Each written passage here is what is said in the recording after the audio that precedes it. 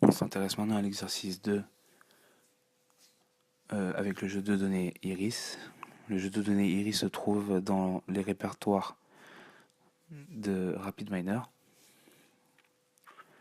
On relie la sortie au résultat et on va exécuter. On peut avoir une visualisation du jeu de données. Ici, on a les statistiques descriptives les plus simples qui sont le minimum, le maximum et la moyenne. On peut aussi avoir une visualisation par le biais d'un nuage de points.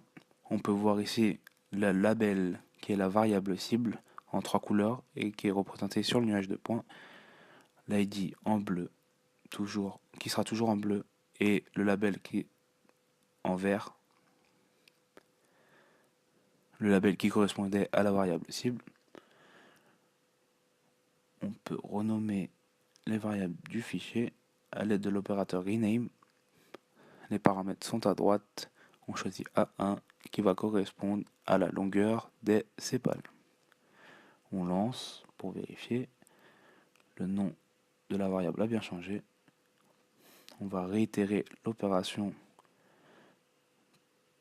3 fois de plus afin de changer le nom des 3 autres variables.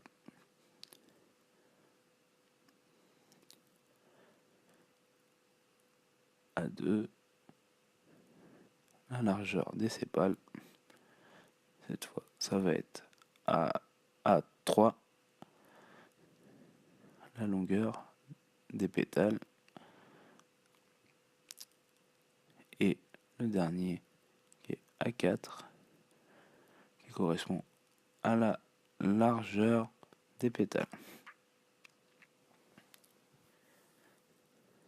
Si on exécute pour vérifier, le nom des variables a changé. Et lorsqu'on veut faire un graphique, le nom des variables a également changé.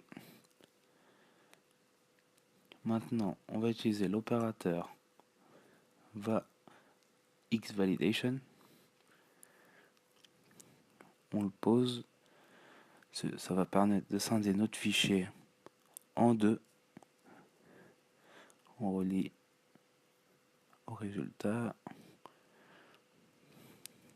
À droite, on a les paramètres. On va rien changer. Et on va exécuter. Maintenant, on a à gauche l'échantillon d'apprentissage et à droite l'échantillon test. Dans notre exercice, on va s'intéresser à la méthode des cas plus proches voisins qui s'appelle KNN sous RapidMiner. On relie tout ça.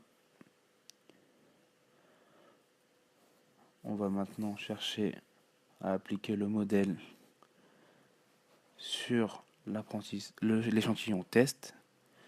On relie les résultats pareil.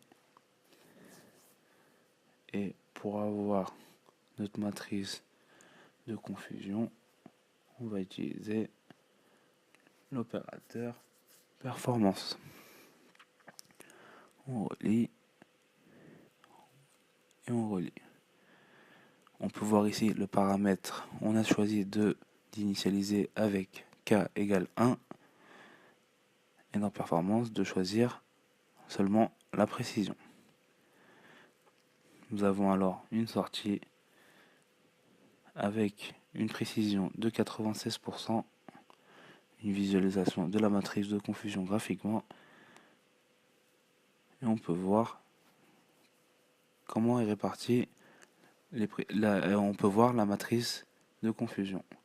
Des informations sur les KNN, on revient sur notre process et on décide de changer K pour voir le résultat. On a maintenant une précision de 66%. Et maintenant, on va aller dans performance et on va décider de rajouter d'autres paramètres. On peut rajouter d'autres paramètres afin de voir les résultats.